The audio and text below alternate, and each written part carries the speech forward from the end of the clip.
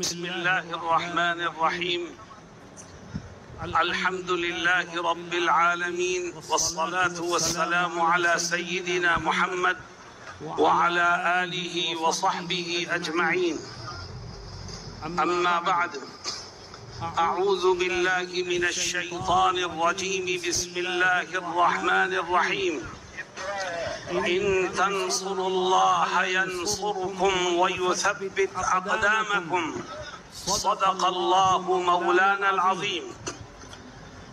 حضرات علماء کرام، بھائیوں اور بزرگوں، ہمارا یہ ملک ایک ایسا گہوارہ ہے جس میں مختلف مذاہب، مختلف قوم اور مختلف نسلوں کے لوگ رہتے ہیں۔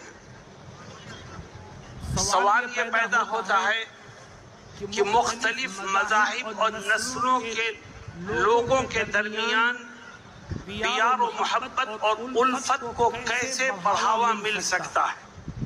کیونکہ جب تک الفت نہیں ہوگی، محبت نہیں ہوگی، آپس میں ایک دوسرے کے لیے دل میں جگہ نہیں ہوگی، اس وقت تک امن و امان قائم نہیں ہو سکتا۔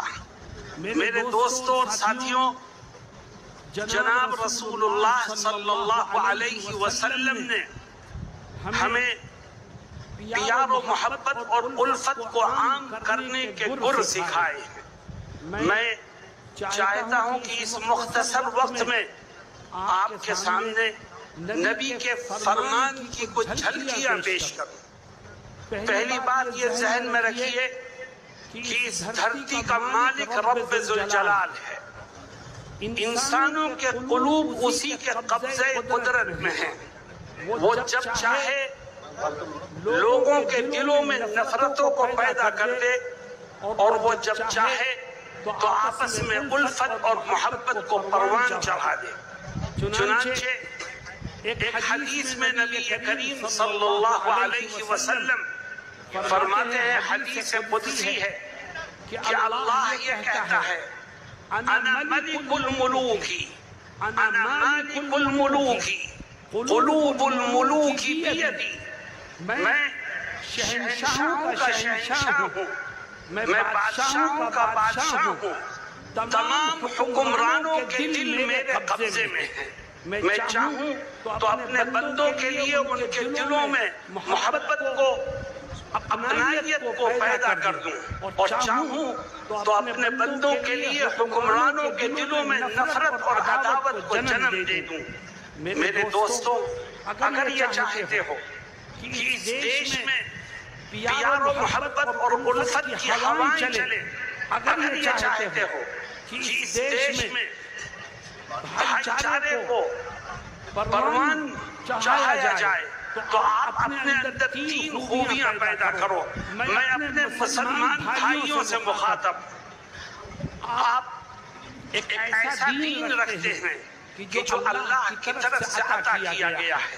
آپ کے پاس اللہ کی کتاب موجود ہے، آپ اللہ کے محبوب اور آخری نبی کو ماننے والے ہیں۔ آپ کو اپنے اندر یہ خوبیاں پیدا کرنی ہیں۔ بقیہ کام خدا کا ہے، دلوں کا مالک وہ ہے، وہ نفرت اور عداوت کو محبت سے بدل دے گا۔ لیکن پہلے ہمیں اپنے اندر خوبیاں پیدا کرنی ہیں۔ وہ خوبیاں کیا ہیں؟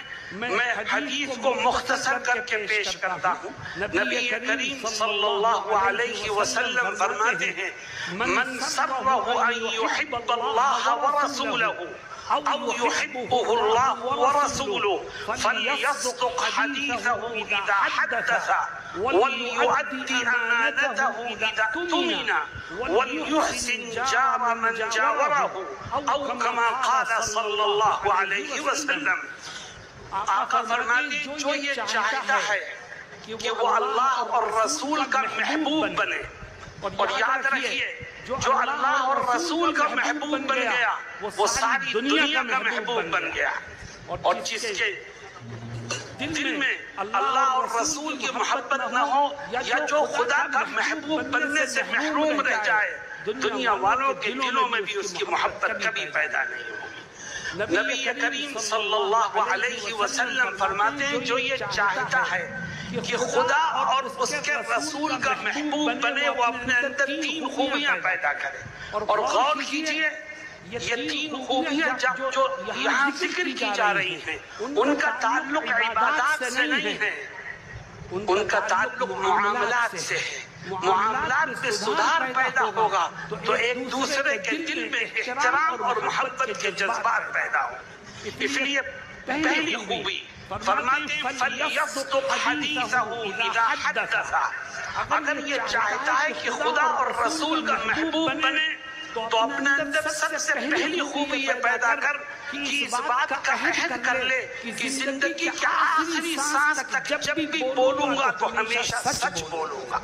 میں گفتگو کروں گا ہندو سے تب بھی سچ بولوں گا، مسلمان سے بولوں گا تب بھی سچ بولوں گا، سکھ سے عیسائی سے کسی بھی انسان سے بولوں گا تو سچ بولوں گا. میرے دوستو، اگر سچائی کے دامن کو مضبوطی سے تھام کر مسلمان مذہب سے اوپر اٹھ کر محض انسانیت کی بنیاد پر سچائی کا عادی بنے تو میں آپ کو یقین دلاتا ہوں کہ اس کی برکت سے اللہ دشمن کو بھی دوست بنا دے گا.